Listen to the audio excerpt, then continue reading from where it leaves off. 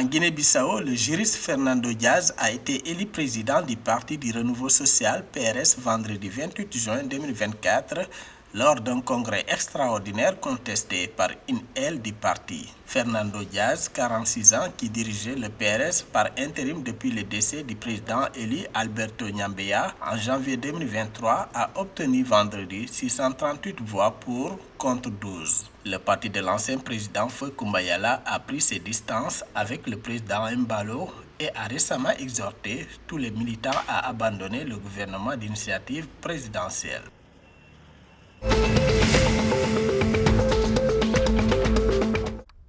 En Gambie, le président Adama Barrow a révélé le 28 juin 2024 que l'économie gambienne a dépassé le taux de croissance prévu pour l'Afrique subsaharienne. Ce dernier a expliqué que cela est le résultat de l'engagement de son gouvernement en faveur de la croissance économique et de la prospérité, ainsi que de la réduction de l'inflation et de la vulnérabilité à l'endettement, tout en maintenant une politique budgétaire prudente. Dans son discours annuel sur l'état du pays, le président a ajouté avoir également déployé le système intégré d'information sur la gestion financière dans toutes les agences gouvernementales locales afin de renforcer la transparence et la responsabilité financière.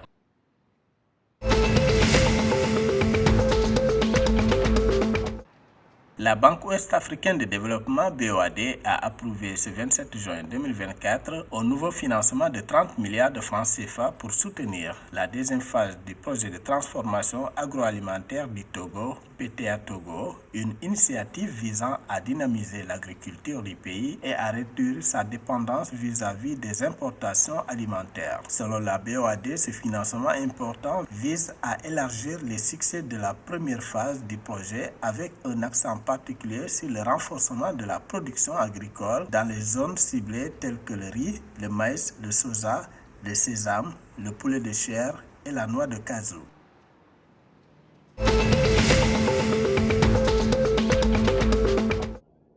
Le gouvernement ivoirien a révélé qu'environ 25 cas de Covid-19 ont été détectés, soit 4% des cas positifs sur 619 voyageurs de retour du Hajj à l'aéroport Félix Houphouët-Boigny d'Abidjan.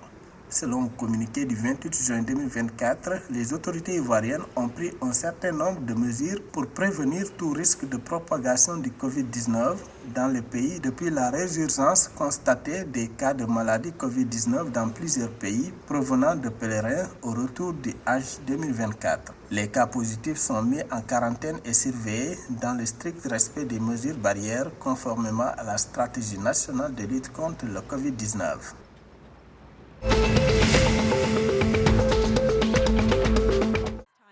L'athlète Toby Amouzane, recordwoman du monde du 100 mètres haies, pourra participer aux Jeux Olympiques de Paris 2024. Le tribunal arbitral du sport TAS a donné raison à l'athlète nigériane le 28 juin 2024 dans le cadre de la procédure antidopage.